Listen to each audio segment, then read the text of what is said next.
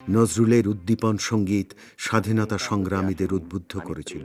একদিকে রচনা করেছেন সাম্যের গান, অন্যদিকে নিপীড়ন, অন্যায় আর বৈষম্যের বিরুদ্ধে লিখেছেন অবিস্মরণীয় বিদ্রোহী কবিতা। দ্রোহ আর প্রেমের কবি কাজী নজরুল ইসলাম স্মরণে ২৫ মে থেকে শুরু হয়েছে নজরুল বর্ষ।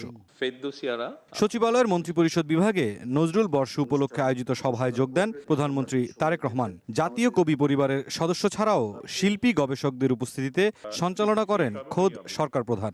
যে গান দিয়ে তিনি বিশ্ব জয় করেছেন, বাঙালির মন জয় করেছিলেন এক সময়, সেই গান কিন্তু আজও আমরা অত্যন্ত প্রাসঙ্গিকভাবে পাই। পরিপূর্ণ মানুষ হয়ে ওঠার যত রকমের উপাদান আছে সমস্ত তার গানে, কথায়, কবিতায় উল্লেখ করা হয়েছে। সঙ্গীত শিক্ষক যারা, এদেরকে বাতিল করা হয়েছিল, সেটা যেন আবার একটু উন্মুক্ত করে দেওয়া হয়। স্যান্ডেলিনা সো, রূপচর্চায় আভিজাত্য।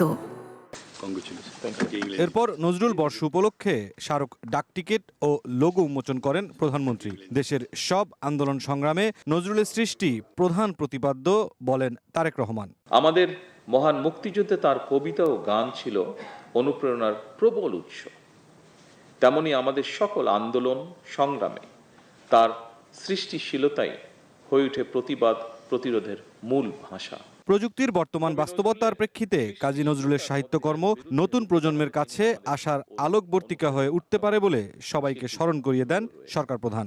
নৈতিক মূল্যবোধ সম্পন্ন ছড়া বা কবিতা আমাদের প্রজন্মের সামনে আশার আলোকবর্তিকা নিয়ে হয়ে উঠতে পারে।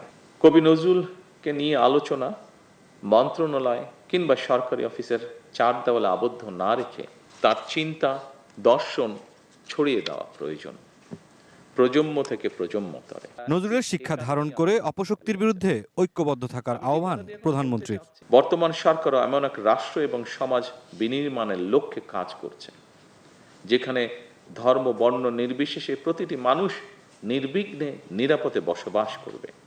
জাতীয় কবি কাজী নজরুল ইসলামকে বাংলাদেশের মন হিসেবেও উল্লেখ করেন তারেক রহমান। দর্শন এবং মানবিক চেতনাবোধের প্রতি গভীর শ্রদ্ধা। মুরসালিন হক জুনায়েদ, সময় সংবাদ, ঢাকা।